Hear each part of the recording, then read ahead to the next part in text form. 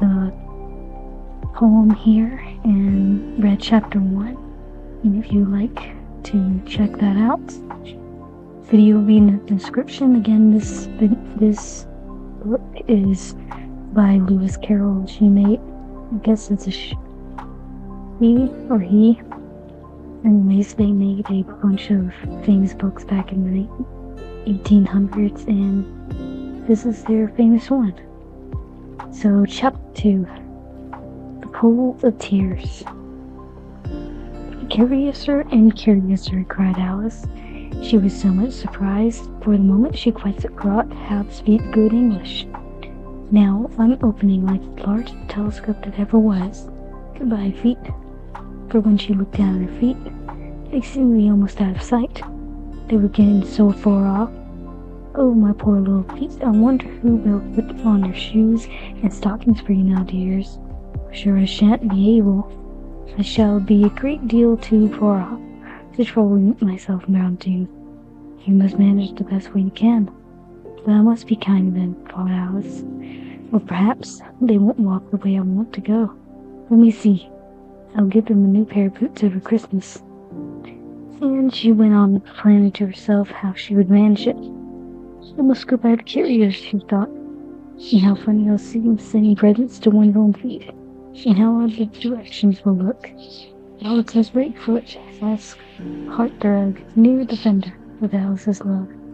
Oh dear, what nonsense I'm talking. Just then her head struck against the roof of the hall. In fact, she was now more than 9 feet high, and she at once took up the little golden key and hurried off to the golden roof. Poor Alice, it was as much as she could do, lying down on one side, to look through the garden with one eye, but to get through was more hopeless than ever. She sat down and began to cry again. You ought to be ashamed of yourself, said Alice. A great girl like you, she might well say this. You go on crying in this way. Stop this moment, I tell you. So she went on all the same, shedding gallons of tears, until there was a small pool around her, about 4 inches deep, and reaching half down the hall. After a time, she heard a little pattering of feet in the distance, and hastily dried her tears to see what was coming. It was the White Rabbit returning, splendidly dressed, with a pair of white kid gloves in one hand and a large fan in the other. He came trotting along in a great hurry, muttering to himself as he came, "Oh, the Duchess! Oh, won't she be savage if I kept her waiting?" Alice felt so desperate that she was ready to ask help of anyone. So when the rabbit came near her, she began in a low, timid voice, "If you please, sir." The rabbit started violently. He dropped his great kid gloves and fan, and scurried away in the darkness as hard as he could go. Alice took up the fan and gloves, and as the pit hall was very hot, she kept fanning herself all the time. She went on talking. Dear, dear, how queer everything is today. And yesterday things went on just as usual. I wonder if I'd been changed in right. Let me think.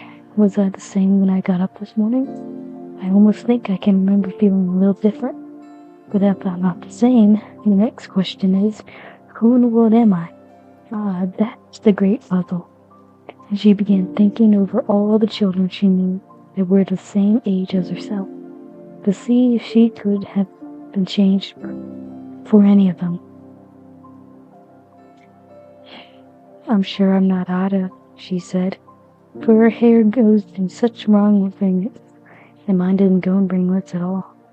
And I'm sure I can't be Mabel, for I know all sorts of things, and she knows such very little. Besides, she is she, and I'm I, and oh dear, how puzzling is it all. I'll try if I know all the things I used to know. Let me see, 4 times 5 is 12, and 4 times 6 is 13, and 4 times 7 is, oh dear, I shall never get to 20 at that rate. However, the multiplication table doesn't signify. Let's try geography. London is the capital of Paris, and Paris is the capital of Rome, and Rome? No, that's wrong. I'm certain. I must have been changed for Mabel. Alice tried and say, "How doth the little," and she crossed her hands in her lap as if she was saying lessons, and again repeated, for the voice sounded hoarse and strange, and the words did not come the same as they used to do. "How doth the little crocodile improve his shining tail, and pour the waters of the Nile on every golden scale? How cheerfully how cheerfully he seems to grin, how meekly spread his claws, and welcome little fishes in with gently smiling jaws." "I'm sure those are not the right words," said poor Alice, and her eyes filled with tears again as she went on. "It must be Mabel after all, and I shall have to go and live in that spooky little house, and have next to no toys to play with, and oh, ever so many lessons to learn. No, I've made my mind about it. If I'm Mabel, I'll stay down here. I'll be no use up there putting their heads down and saying, 'Come up again, dear.' I shall only look up and say, 'Who am I then?' Tell me that first, and then, if I like being that person, I'll come up. If not, I'll stay down here till I'm somebody else. But oh dear," cried Alice, with a sudden burst of tears, "I do wish they would put their heads down. I'm so very tired of being all alone here." As she said this, she looked down at her hands and was surprised to see that she had put one of the rabbit's little white kid gloves while she was talking. "How can I have done that?" she thought. "I must be growing small again." She got up and went to her booth and measured herself by it, and found that she could guess. She was about 2 feet high, and was going on shrinking rapidly. She soon found that the cause of this was the fan she was holding, and she dropped it hastily just in time to avoid shrinking altogether. "That was a narrow escape, Father," said Alice, a good deal frightened at the sudden change, but very glad to find herself still in existence. "And now for the garden." And she ran with all speed back to the little door, where the last little door shut again, and the little golden key was lying on the glass table on the floor. "And things are worse than ever," thought the poor child, "for I never was so small as this before, never. And I declare it's too bad that it is." As she said these words, her foot slipped, and in another moment, splash! She was up to her chin in salt water. Her first idea was that she had somehow fallen into the sea. "And in that case, I can go by railway," she said to herself. Alice had been to the seaside once in her life, and had come to the general conclusion that whenever you go on the English coast, you find a number of bathing machines in the sea, some children digging in the sand with wooden spades, then a row of lodging houses, and behind them a railway station. However, she soon made out that she was in the pool of tears which she had wept when she was 9 feet high. "I wish I hadn't cried so much," said Alice, as she swam about trying to find her own way out.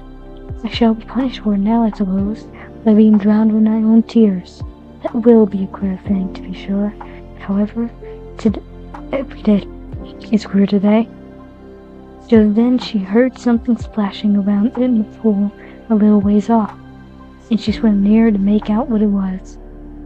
At first she thought it must be a walrus or a hippopotamus, but then she remembered how small she was now, and she soon made that it was only a mouse that had slipped in like herself.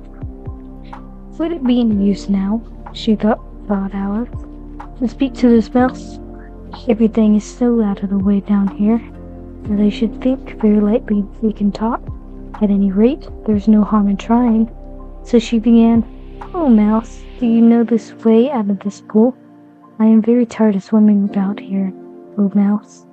Alice thought this might be the right way of speaking to a mouse. She had never done such a thing before, but she remembered having seen in her brother's Latin grammar, "Mouse, oh mouse, to a mouse, a mouse, oh mouse."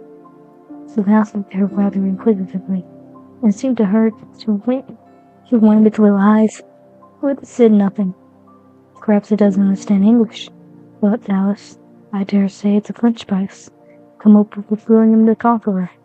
For, with all her knowledge of history, Alice had no very clear notion how long ago everything had happened. So she began again. Où est ma chate? Which was the first sentence in a French lesson book. And told the French speaker that they're sorry I butchered that language. The mouse gave a sudden leap out of the water and seemed to quiver all over with fright. "Oh, I beg your pardon," cried Alice hastily, afraid that she hurt the poor animal's feelings. "I quite forgot you didn't like cats." "Not like cats," cried the mouse, in a shrill, passionate voice. "Would you like cats if you were me?" "Well, perhaps not," said Alice in a soothing voice. "Don't be angry about it. And yet I wish I could show you our cat Diana.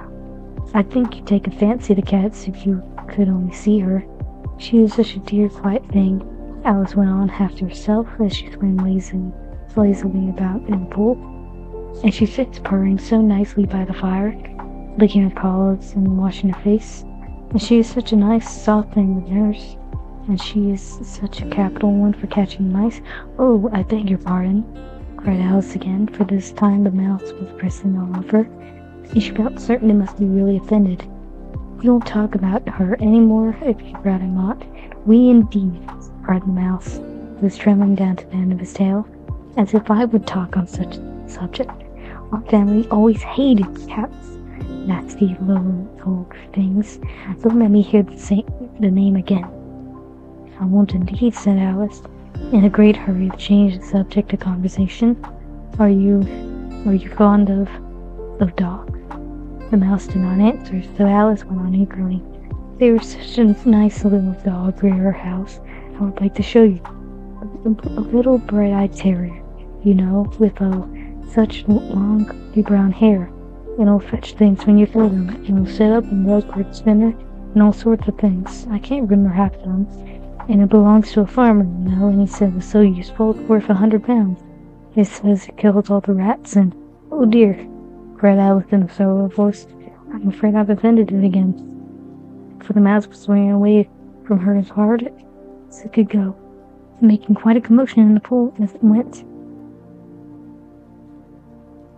And look, and there's the mouse, swimming away as fast as it can. There's little Alice, that's a sketch made in this book.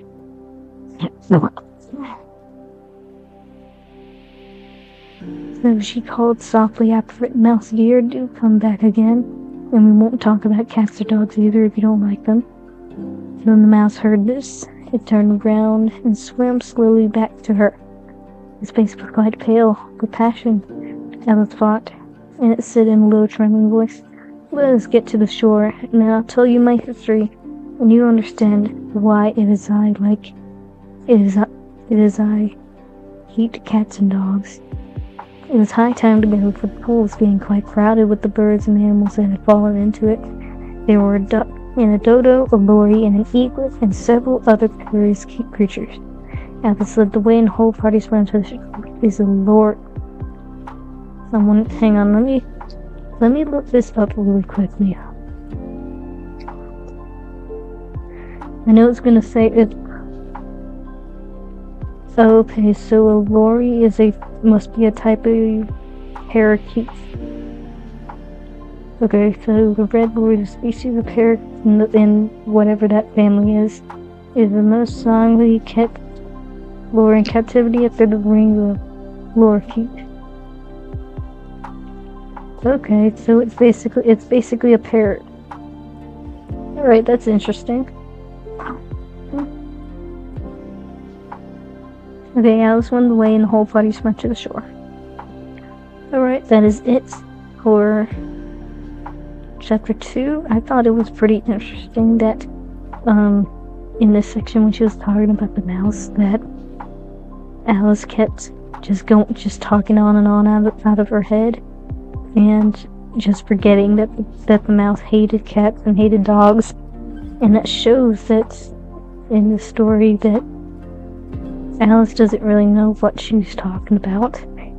And it shows the sort of like nonsense that like words and like talking doesn't really mean anything in this story.